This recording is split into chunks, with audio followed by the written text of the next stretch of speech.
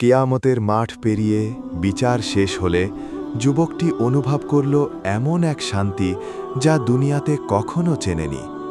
তার মুখে ক্লান্তি নেই, চোখে ভয় নেই।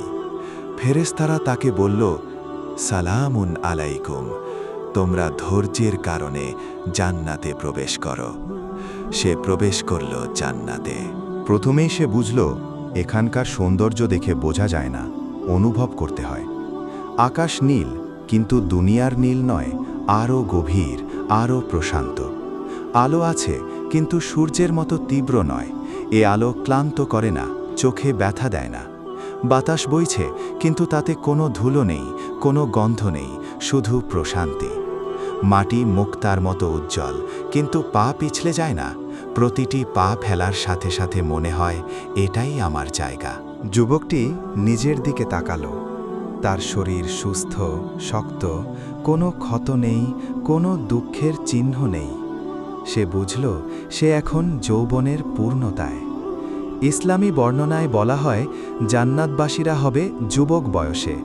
সাধারণভাবে বলা হয় প্রায় ৩৩ বছরের পরিপূর্ণ বয়স, না বুড়ো না কাঁচা, শক্তি ও সৌন্দর্যের পূর্ণতা। কিন্তু এখানে বয়স মানে সংখ্যা নয়, এখানে বয়স মানে চিরস্থায়ী সতেজতা। তার সামনে খুলে গেল বিশাল এক বাগান। নদী বইছে, কিন্তু পানি শব্দ করে না, ঢেউ তোলে না। দুধের নদী আছে, যা নষ্ট হয় না। মধুর নদী আছে, যা আঠালো নয়। শরাবের নদী আছে, যা নেশা দেয় না, মাথা ব্যথা করায় না।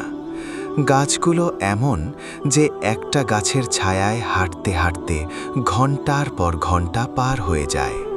ফল ঝুলে আছে, কিন্তু তুলতে কষ্ট নেই। শুধু মনে হলেই ফল নিজে থেকেই কাছে চলে আসে। তার জন্য অপেক্ষা করছিল একটি প্রাসাদ। সোনা, রূপা, মুক্তা সব দিয়ে তৈরি, কিন্তু চোখে ঝলকানি দেয় না। দেয়ালগুলো স্বচ্ছ, কিন্তু ভেতরের গোপনীয়তা নষ্ট হয় না।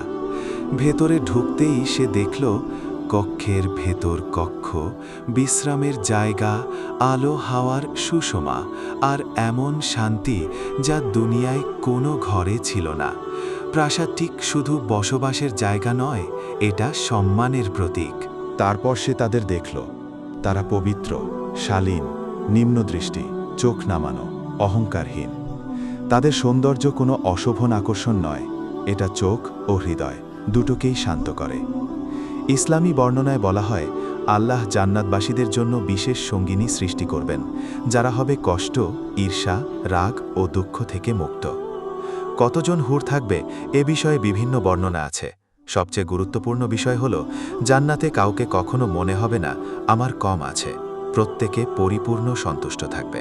যুবকটি বুঝল, এখানে মানে মালিকানা নয়, লালসা নয়। এখানে ভালোবাসা মানে নিরাপত্তা, প্রশান্তি।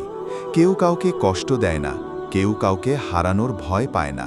সব কিছুর পরেও সবচেয়ে বড় নেয়ামত তখন এলো। ফেরেশতারা বলল, আজ তোমরা তোমাদের রবকে সন্তুষ্ট দেখেছ। আল্লাহর সন্তুষ্টি, এই অনুভূতির সামনে প্রাসাদ, বাগান, নদী, হুর সবই ছোট হয়ে গেল। যুবকটি বুঝল, জান্নাত শুধু সুন্দর জায়গা নয়, জান্নাত হলো এমন এক অবস্থা যেখানে আর কখনো কাঁদতে হয় না।